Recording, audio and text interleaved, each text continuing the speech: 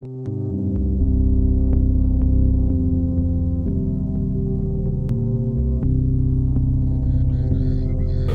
conférence elle a pour titre « Bêtes dévorantes et paroles mangées ». Il y a plusieurs figures de l'animalité qui vont retenir mon attention aujourd'hui, mais avant, il me semble nécessaire de faire un préambule pour délimiter la position que j'occupe et puis parler un peu du lieu d'où je parle, en fait. Mes recherches interrogent la relation entre l'animalité et puis le performatif, mes recherches au doctorat. Et d'un côté, je m'intéresse aux gestes de définition des propres de l'homme, de l'humain, c'est-à-dire, excusez-moi, produits en relation aux animaux. Et de l'autre, je m'intéresse aux usages du langage et de leurs effets de pouvoir, notamment quand on produit des définitions de l'humain, puis en particulier lorsque celles-ci induisent des effets quant à nos manières d'imaginer le pouvoir politique. Donc, ce programme de recherche, je pense être en mesure de vous l'imager à partir des cas que je vais bientôt exposer. Mais il me semble qu'avant tout, je dois délimiter quelque chose comme un horizon problématique du langage qui va être présent tout au long de la conférence.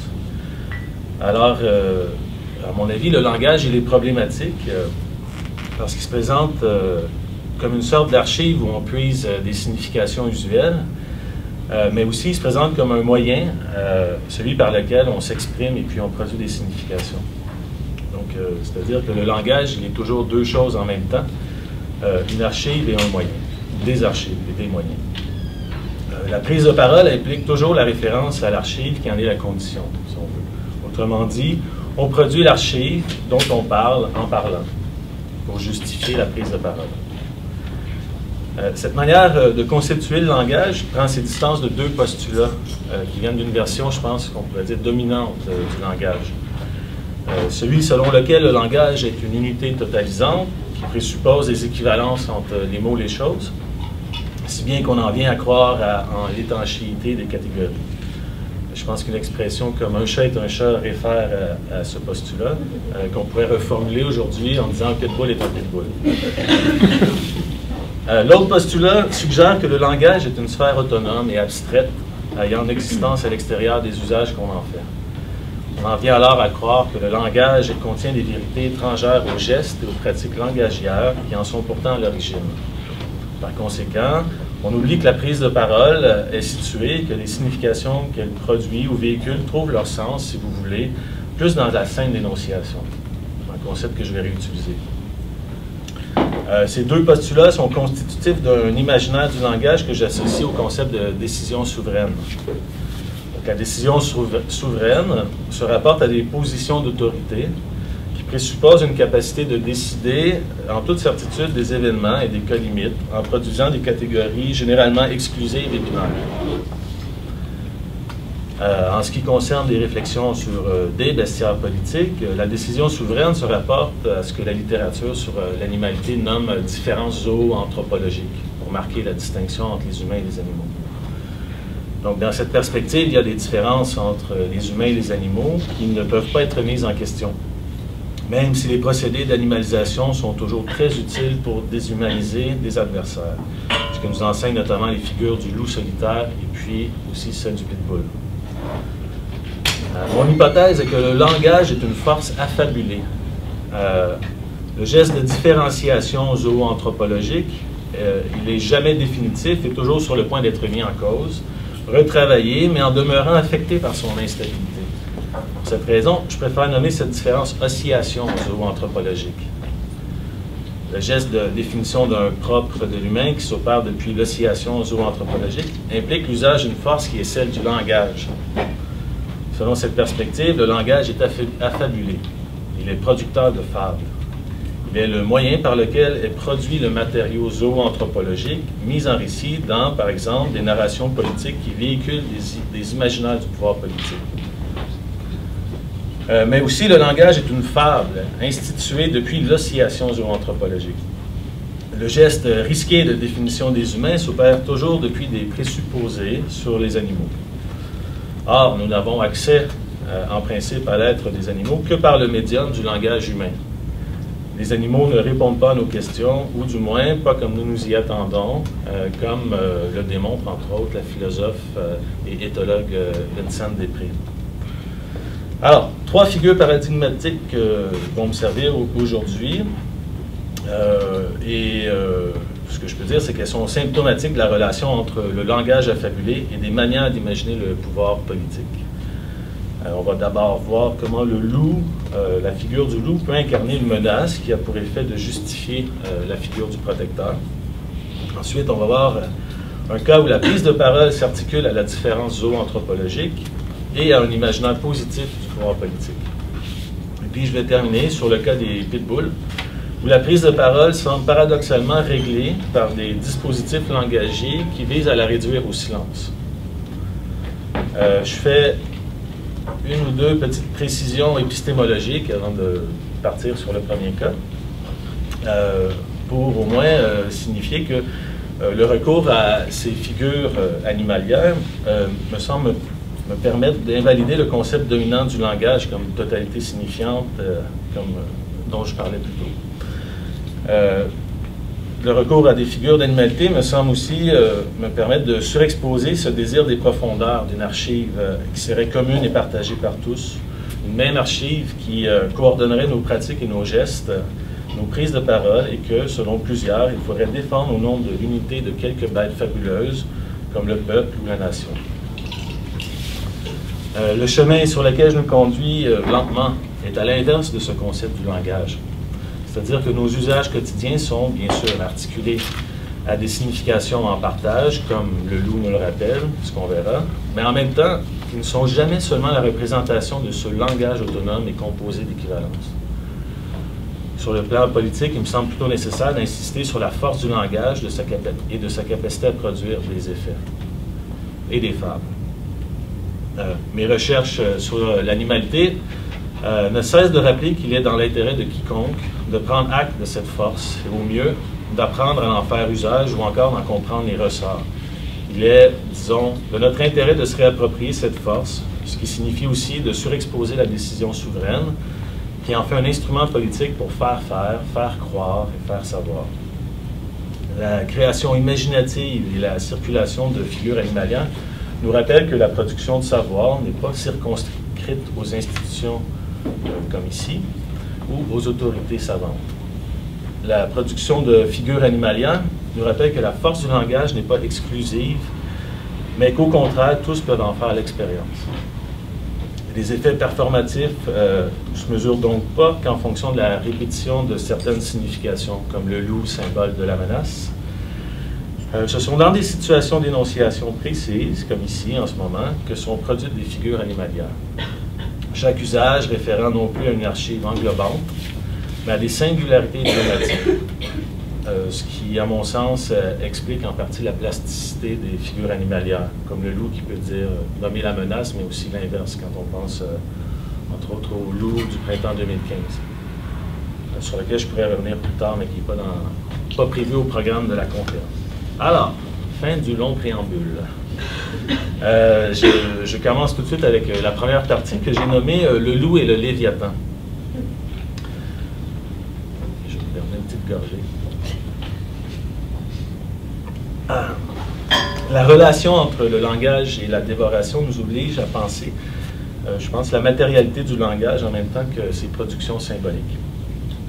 Je vais faire une métaphore un peu amusante, mais on peut penser à l'appareil buccal, la bouche, comme un lieu d'où sortent des mots, puis un lieu par où entre ce que je mange. Donc la bouche, ou si vous préférez ma gueule, est le lieu de jonction du langage et de la dévoration. C'est non seulement un lieu, mais c'est un instrument. Celui qui me permet de vous rendre captif, de vous lier à des mots par l'attention que vous leur portez. Donc la gueule ou la bouche, par analogie, c'est donc quelque chose comme le langage. Elle est un instrument et elle est un lieu. Comme le langage qui est un moyen, mais aussi un lieu habitable où on se situe, un lieu d'où on parle. La dévoration, c'est pas quelque chose de seulement physique et matériel, c'est quelque chose, si on veut, de symbolique. Ce que je voudrais montrer en puisant dans la narration de l'État, plusieurs exemples qu'on doit rattaché à une relation d'obligation-protection. Ce qui va retenir mon attention ici, c'est la dissimulation du pouvoir souverain dans des récits où apparaît le loup. Donc, je ne vais pas prendre tous les récits, mais seulement quelques-uns. La dissimulation en plusieurs sens. D'abord, en référence à ce qui se cache ici sous des phrases, derrière des mots, mais aussi ce qui simule, ce qui s'emploie à l'aide de stratégies, à faire semblant, à faire faire, à faire croire, à faire savoir. Je vais parler de fables étatiques, plus précisément du loup comme menace rôdante et comme menace de dévoration. Je vais puiser quelques exemples captivants dans les contes, mais aussi prendre un exemple contemporain, celui du lone wolf qui ne cesse d'actualiser la figure du protecteur, ici l'État. De la peur qui a pour effet presque magique d'actualiser une relation de domination entre un sujet menacé et un sujet protecteur, ce qu'on appellera pour la suite une relation d'obligation. Bon, le loup, on le connaît tous très bien, même s'il ne produit pas toujours le même effet.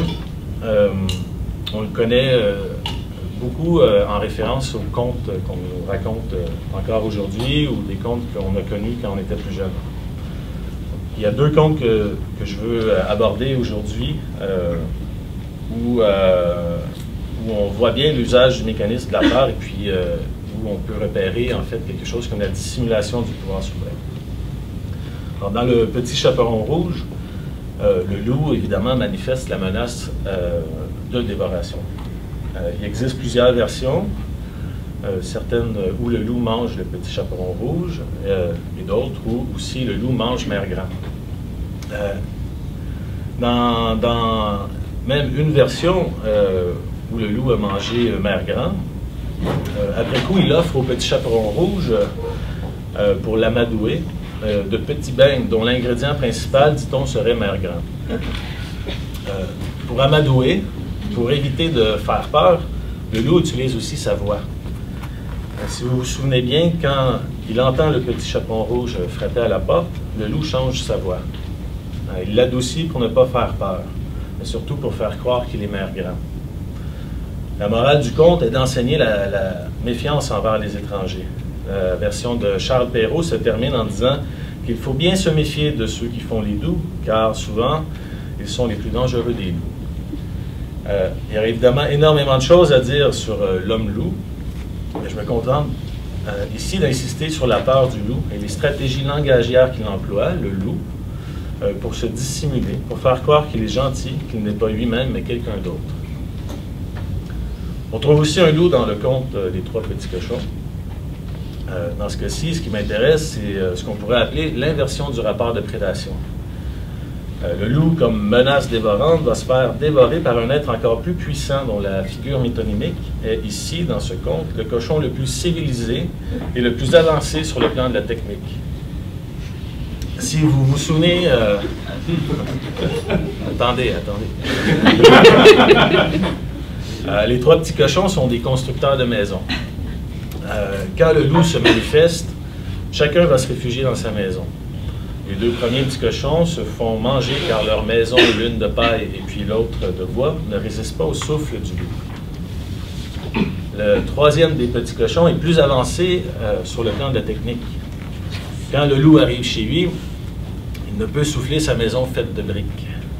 Alors, il décide d'entrer par la cheminée. Or, ce petit cochon est d'une intelligence vorace. Je n'ai pas le temps de mentionner toutes les stratégies qu'il déploie, mais en attendant le loup, ce petit cochon a préparé une marmite avec des navets et des pommes. Lorsque le loup passe par la cheminée, il tombe dans la marmite. C'est alors que le petit cochon, rusé et patient, met le couvercle sur la marmite et attend son repas. Encore une fois, ce conte est lui aussi plein d'enseignements. Le troisième petit cochon triomphe du loup. Sa technique en bâtiment et son art culinaire ont raison d'une force naturelle et rôdante et menaçante. La peur de la dévoration se trouve comme conjurée par la puissance de la technique. Sur la dissimulation, je dirais seulement que quand on a peur, il faudrait savoir se cacher au bon endroit, ce que semble dire ce conte. Dans une maison bien construite, il faudrait savoir où aller, où avoir un chez-soi, où se sentir en sécurité et savoir, évidemment, bien faire à manger. Si je me risquais à une hypothèse, je dirais que le protecteur se manifeste dans ses contes par la morale. Le protecteur serait alors dissimulé dans la narration de l'auteur. On aurait une sorte de superposition entre le protecteur et le parolier. Le parolier qui désigne celui qui raconte et met en récit.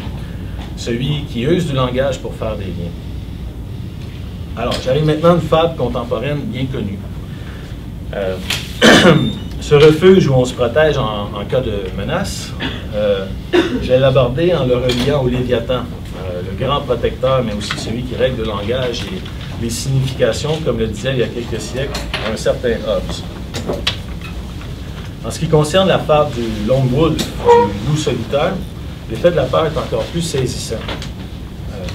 Je ne vais pas entrer dans une analyse très détaillée des effets de peur que génère le loup dit solitaire, mais ce qui est fascinant, c'est que la peur qu'il suscite, parce qu'il menace de passer à l'acte sans qu'on puisse le voir venir, à pas de loup, suggère presque immédiatement la figure du protecteur. Ce que produit ici le jeu de la menace et du protecteur, c'est un rapport d'obligation. Pour jouir de la paix civile, il faut entrer dans un rapport d'obligation vis-à-vis du protecteur. Il faut faire ce que le protecteur dit de faire et surtout ne pas faire ce qu'il interdit. Il faut, si on veut, éviter de le contredire. Donc, pour jouir de la protection, pour vivre en l'absence de menace, il faut entrer dans un rapport de domination ou se laisser domestiquer ou habiter la bonne maison ou suspecter ceux qui font les loups, à ne pas confondre avec ceux qui veulent notre bien, comme le protecteur. La parole menacée, comme nous enseigne la figure du loup, ne trouve refuge, selon ce scénario, qu'en se laissant domestiquer pour mieux s'incorporer au monstre du Léviathan. La narration de la menace, je la suspecte d'avoir un parti pris pour l'archive du langage que je dénonçais tantôt. La maison refuge ne désigne pas seulement le lieu du Léviathan, mais aussi son langage par lequel on se met, un peu innocemment, en récit. Ce que je remarque aussi, c'est que le loup incarne une figure métonymique de la dévoration. Ce que je pose par hypothèse, que le pitbull incarne aussi, joue aussi cette fonction-là en tant que figure métonymique de la dévoration. J'arrive à la deuxième partie, que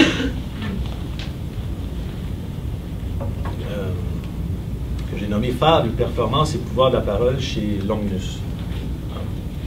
J'aurais pu vous montrer une affiche, mais ce ne sera pas nécessaire. Je pense que je devrais être en mesure de vous la raconter. Je vous ai parlé tantôt de l'oscillation géoanthropologique pour mettre l'emphase sur l'instabilité des relations entre les humains et les animaux, surtout lorsqu'on essaie d'instaurer des propres de l'humain.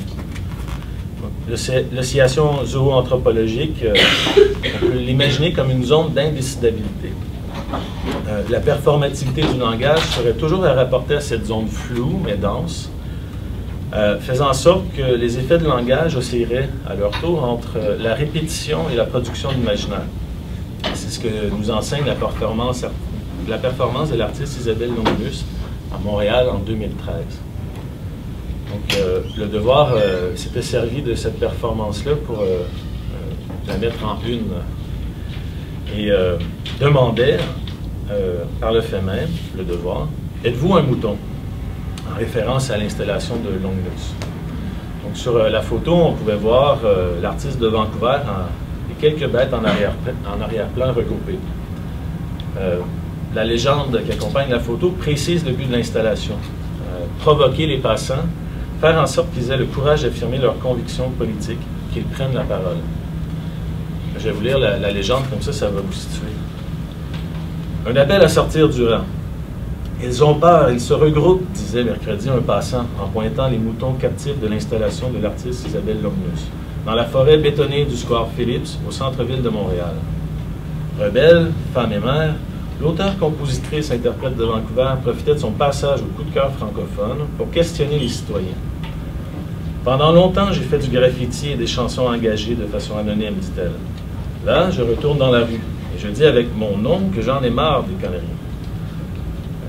Je souligne, elle invitait les passants à faire de même en leur tendant des crayons à graffiti pour écrire sur ces affiches. Avez-vous le courage d'affirmer vos convictions ou vous rangez-vous avec le troupeau? Demande-t-elle.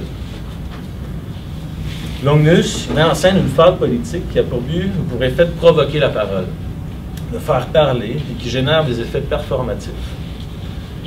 Elle suggère qu'en gardant le silence, en ne prenant pas la parole, on agit comme des bêtes, comme des moutons. Elle rappelle à sa manière que le langage est le propre de l'humain et qu'il est le critère le distinguant de tout autre animal. Elle pose aussi une relation entre le langage et le pouvoir. Parler, c'est agir. En parlant, on peut faire faire. L'usage du langage produit des effets politiques. La métaphore du mouton comme un être humain, ou celui de l'être humain comme un mouton, produit des effets qui réfèrent à cette étrange zone d'entre-deux dont je vous parlais. Elle appelle à une prise de parole, elle appelle à une parole qui ne se dit pas, qui ne s'est pas encore dite, ou encore à une parole retenue, à une parole étouffée. Une parole dont on attend la manifestation, surtout pour l'effet qu'elle produirait sur le pouvoir. La performance de Longinus s'articule à une manière de penser le pouvoir à la jonction de la parole. La prise de parole pourrait avoir une influence positive sur nos décideurs et sur nos institutions politiques. Cette jonction entre la prise de parole et la manière d'imaginer le pouvoir politique pourrait être hantée toutefois par ce qu'elle cherche à éviter. Pourquoi des moutons? Ils ont peur, ils se regroupent, disait un passant. La métaphore produit son effet en fonction d'imaginaire politique convenu. La peur, le mouton. Ils ont peur, ces moutons, mais de qui? Ou plutôt de quoi? De quel prédateur une bête comme le mouton a-t-il peur? Quelle est la hantise de cette bête, pour le moins fantastique que le mouton, symbolisant l'incapacité à prendre la parole? Peut-être avez-vous vu des loups passer. Il pourrait avoir peur du loup, effectivement. La performance de Longinus appelle à une prise de parole en mobilisant des imaginaires politiques largement connus, après tout. Elle appelle à une production de langage en répétant les conventions métaphoriques du mouton et peut-être aussi celles du loup. Mais cette peur pourrait avant tout, avant d'être une peur du loup, être une peur d'être dévoré par une puissance encore plus menaçante que celle du loup. Souvenez-vous du troisième petit cochon, symbole du triomphe de la technique et de la civilisation. Remarquez aussi que ces moutons sont dans un enclos, que vous ne voyez pas, mais ils étaient dans un enclos, captifs, mais sous protection de celui qui, normalement, dans des rapports agroalimentaires entre des humains et des bêtes, comme le mouton, les domestique pour mieux les manger. L'usage de métaphores animalières comme le mouton ou le loup souligne Derrida dans le séminaire La bête et le souverain, intimement lié au geste de mise en récit du pouvoir qui supplée, par exemple, la nature posée comme nature, pour y ajouter un organe artificiel, ici l'État, ou pour remplacer, imiter, relayer ou augmenter le vivant. Le vivant humain a la parole, il peut décider, il peut faire faire, disait Longinus. Qui résulte de la reproduction de matériaux zooanthropologiques d'où il s'extrait. Longinus suggère une proposition anthropologique qui fait du langage et sans doute du pouvoir un propre de l'humain. Elle met en scène le présupposé d'une capacité de décider par soi-même, d'affirmer ses convictions et de trancher là où il n'y a pourtant d'autres fondements que soi-même et les archives que mobilise l'usage du langage. La question demeure quant à la prise de parole, de se demander ici si elle réactualise l'imaginaire du pouvoir souverain via la capacité supposée de décider en prenant la parole, ou si en insistant sur son mysticisme, elle réfute plutôt le langage de la certitude décisionnelle. Autrement dit, on n'est jamais toujours certain de ce que parler veut dire. J'arrive à ma dernière partie. Je ne sais pas combien de temps il me reste. Celle-ci, je l'ai nommée Pitbull, Pitbull, Pitbull, 3 petits points et autres bêtes féroces. Je vais expliquer le titre. Le pitbull est manifeste de la relation entre le langage et la dévoration. Ce qui retient mon attention ici, ce sont les mécanismes discursifs propres à la décision souveraine, dont l'effet principal est de régler le langage et de réduire au silence, à l'avance, la parole de l'adversaire. La circulation de certains énoncés sur la dangerosité des pitbulls et l'usage des mécanismes dont je vais vous parler bientôt sont constitutifs d'une saine dénonciation dont l'instauration a pour effet de verrouiller la prolifération de la parole. Le discours de la menace du pitbull repose sur l'efficace de sa redondance. Dans mes recherches, je m'intéresse à la capacité de la prise de parole à conjurer l'actualisation de la décision souveraine. L'énoncé de mon sous-titre Pitbull, Pitbull, Pitbull réfère à cet intérêt de recherche. L'énoncé a été formulé par un ami qui revenait d'un séjour à Québec. Quelques jours après la mort tragique de Christiane Vandenay, dont vous savez peut-être, que vous connaissez peut-être, qui a été tué par un chien au mois de mai. On dit pitbull, mais je tiens quand même à préciser que c'est pas encore officiel qu'il s'agit d'un pitbull. Serge, l'ami en question, voulait profiter de son séjour à Québec pour découvrir les radios d'opinion. Et puis, pour résumer et illustrer ce qu'il avait entendu, en passant d'un poste à l'autre, il a dit « pitbull, pitbull, pitbull ». Chaque animateur radio répétait la même chose. Donc, Serge m'a mis la puce à l'oreille. L'usage de la parole surexpose ici un mécanisme de la décision souveraine, la répétition comme loquet de la parole. L'incertitude quant à la menace constituée du chien de type pitbull, parce que ce n'est pas une race, aurait pour effet de dynamiser la prolifération langagière. La prolifération est en lien avec ce que j'ai nommé plutôt le parolier. Elle a quelque chose à voir avec l'ambivalence et l'incertitude. Cette force proliférante du langage fait parler. C'est l'expérience du langage que j'ai fait un jour après qu'on m'ait raconté une attaque de l'Oukoï en Outaouais qui avait décimé un troupeau de moutons. Ce récit, je l'ai raconté à ma blonde, et puis en le racontant, je me suis vu aller. Donc ma fascination se traduisait par une parole intarissable. J'attire sur votre attention sur le fait que le loukoï est un hybride impliquant des relations indiscernables entre les loups et les coyotes. Dans le cas d'une mort par attaque de pitbull, de chien dit pitbull, la prolifération se vérifie par la quantité d'articles journalistiques parus sur le sujet, mais aussi par le nombre de commentaires qui aujourd'hui accompagnent les parutions d'articles sur Internet. Il y a des trésors dans les commentaires, je peux vous dire. J'ai recensé plusieurs articles parus après le décès de Mme Vandenay. Et puis je me suis ensuite plongé dans ce corpus, ce qui m'a permis de remarquer des récurrences et puis d'identifier des mécanismes discursifs, dont l'effet est de réduire le débit de parole, si on veut. C'est pour cette raison que mon titre évoque non seulement la parole, celle de l'ami Serge qui est allé à Québec, mais aussi des bêtes féroces. Évidemment, je fais référence avec un tel énoncé un peu péjoratif à l'actualisation de la décision souveraine par certains locuteurs qui sont intervenus avec force dans le débat sur la dangerosité des pitbulls. Étant donné le peu de temps qui probablement me reste, je vais vous présenter ces mécanismes de manière un peu schématique. Je dois dire d'abord que le thème de la dévoration est apparu très tôt après l'événement de la mort de Mme Vandenay. Donc, c'est pas moi qui l'applique à l'événement, mais c'est un thème qui est apparu dès la narration du témoin principal, qui a été repris, qui a circulé dans les médias, dans les versions narratives de l'événement. Je précise aussi que la narration de l'événement n'était pas étrangère au discours qui circule sur les pitbulls et leurs maîtres aussi, déjà des mois et des années avant l'événement de la mort de Mme Vandenay. Je fais référence notamment à un texte de Martine Delvaux dans la revue À Bâbord, paru en 2013, qui véhicule plusieurs relations et catégories qui seront actualisées après, avec la réception de l'événement de la mort de Mme Vandenay. Dans ce texte, dont le titre est « Croisé pitbull misogyne », Delvaux établit une relation entre le discours haineux des misogynes et le pitbull comme manifestation de la haine de leur propriétaire ou de leur maître. Je fais aussi référence à une série d'articles parus un mois plus tôt dans la presse et qui faisaient référence à une augmentation du nombre d'attaques de pitbull, en particulier à Montréal. Donc, ces deux cas-là imagent un peu le discours ambiant qui va régler un peu à l'avance la réception de l'événement de l'attaque d'un chien pitbull. J'ai identifié 5 ou 6 mécanismes d'appauvrissement de la parole. Parmi ceux-là, on retrouve des amalgames et des analogies qui, j'insiste, renforcent quand même l'idée d'un langage affabulé. J'ai choisi quelques énoncés pour ne pas toutes les mentionner, mais il y en a un où on retrouve pratiquement toutes les analogies qui ont été faites avec d'autres animaux, requins, ours et même avec des armes à feu.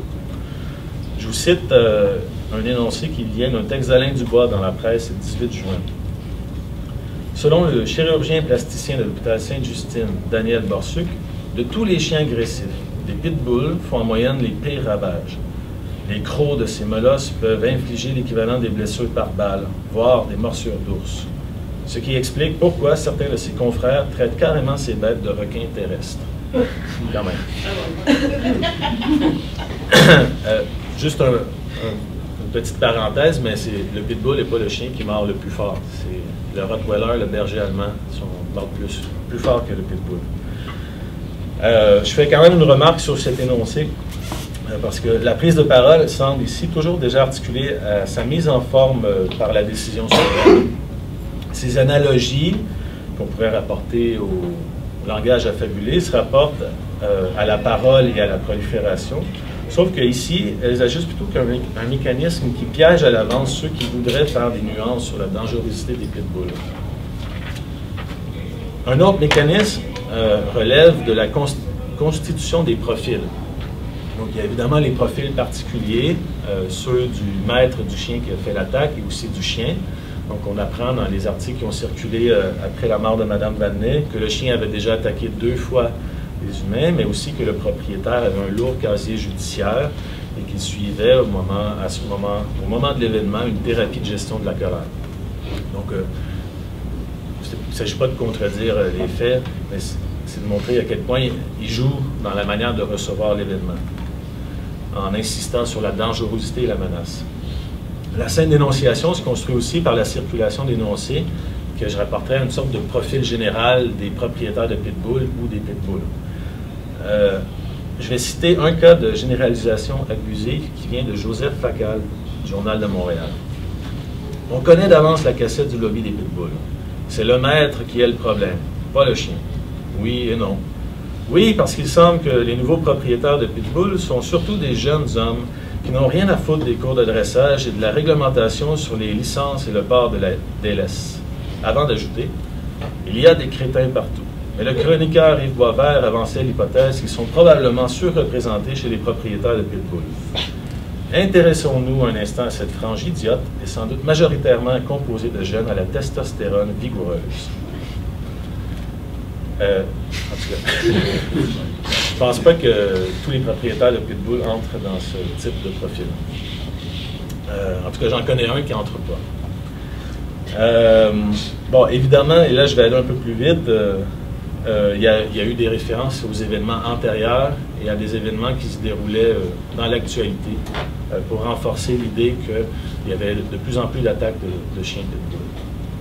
Je ne m'intéresse pas nécessairement au fait de savoir si c'est vrai ou faux, mais c'est plus aux effets que ça génère dans notre façon de concevoir la menace. Il y a aussi, comme autre mécanisme, l'usage de qualificatifs péjoratifs qui ont pour effet de discréditer encore une fois à l'avance les positions adverses. Je cite seulement un passage qui vient d'une série de 3 textes écrits par Patrick Lagacé. Ce gentil pitbull de Pointe-aux-Trembles, sans doute une bête charmante qui n'avait jamais montré le moindre signe d'agressivité. La ritournelle habituelle des amis des pitbulls. Il a toujours bien fallu que les agents de police lui tirent dessus pour pouvoir approcher le corps de Mme Vadnais. On sent qu'on pointe une sorte de naïveté des opposants. L'incertitude constitutive de toute menace et sans doute l'ambivalence des chiens dits pitbull semble être une condition d'actualisation de la décision souveraine. L'arbitraire de la décision souveraine se manifeste par un refus de nuance et de justesse. Par exemple, l'identification des chiens lors d'attaques et de morsures est très problématique. Il est extrêmement difficile d'identifier un pitbull à l'œil. Et là, je fais référence, entre autres, aux textes qui sont parus sur le site de Radio-Canada de Boukra Warik, et puis aussi le blog de Jean-François Clich qui écrit dans Le Soleil. Tous les deux disent que c'est très difficile d'identifier un pitbull et que, en fait, dans la plupart des cas où il y a des attaques, seulement 18% des cas où on dit que c'est des pitbulls sont crédibles. Parce que des fois, c'est des stéréotypes. C'est un témoin qui dit que c'est un pitbull, mais sans trop savoir si c'était vraiment un pitbull. Bon, ce flou n'empêche pas la décision souveraine de s'actualiser, d'opérer une mise en récit qui évacue les problèmes d'incertitude et d'imposer une version narrative de l'événement qui justifie la mise au banc des pitbulls. Je vous cite un discours rapporté qui vient d'un texte de Marie-Claude Malbeuf. Elle cite le docteur Barry Bless, professeur émérite de l'Université McGill. Si le chien ressemble à un pitbull, qu'il se comporte comme un pitbull, et que les gens reconnaissent en lui un pitbull, ça suffit pour dire pas le temps de niaiser. Un dernier point, que j'ai gardé pour la fin, celui de la gestion politique de la peur. S'articule à la nécessité de décider dans l'urgence, malgré l'indécidabilité que manifeste pourtant la menace de dévoration et l'incertitude quant à l'identification du type de chien. Donc, au cours d'une conférence de presse, le premier ministre Couillard a affirmé, à propos de l'interdiction à venir des pitbulls, qu'il s'agissait d'une solution proportionnelle au niveau d'inquiétude de la population sur cette question. On est dans le langage de la gestion. Mais ce que je trouve le plus intéressant, et je pourrais vous le montrer plus tard, mais c'est une vidéo qui circule de notre maire Coderre qui s'appelle Cut the Mic. Je ne sais pas si vous la connaissez. Donc, je vais vous la raconter brièvement.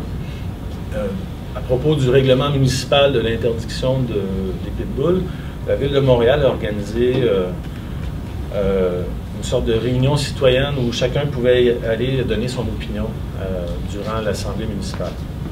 Et puis, il y a une madame Doucette, qui a pris la parole, et puis qui, évidemment, contredisait le maire Coderre qui était face à elle, et puis lui disait à quel point ça n'avait aucun sens ce qu'il essayait de faire.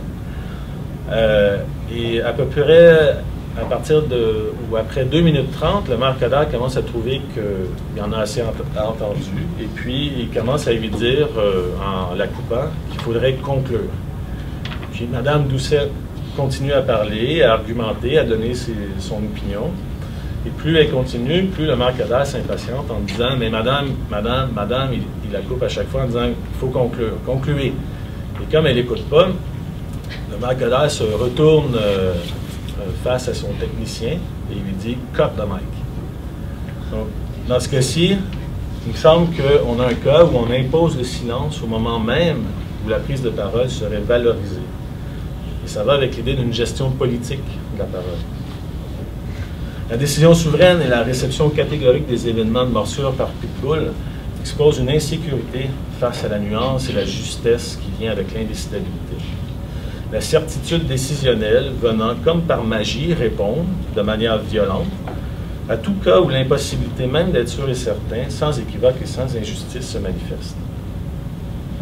En conclusion, il me semble que le problème de fond ici, que nous impose le danger des gros chiens, des chiens dangereux ou des pitbulls, concerne nos manières d'habiter et de cohabiter avec les animaux. Le danger, qu'il s'agisse d'animaux domestiques ou sauvages, parce que là aussi, il y a un risque, disons, flou, reste toujours difficile à évaluer, à moins, bien sûr, de bannir toute espèce dangereuse, à commencer peut-être par ces bêtes féroces, catégoriques, arbitraires, qui proposent des solutions simplistes, qu'on dira à sourire en coin et pour rire un peu dogmatique. Merci.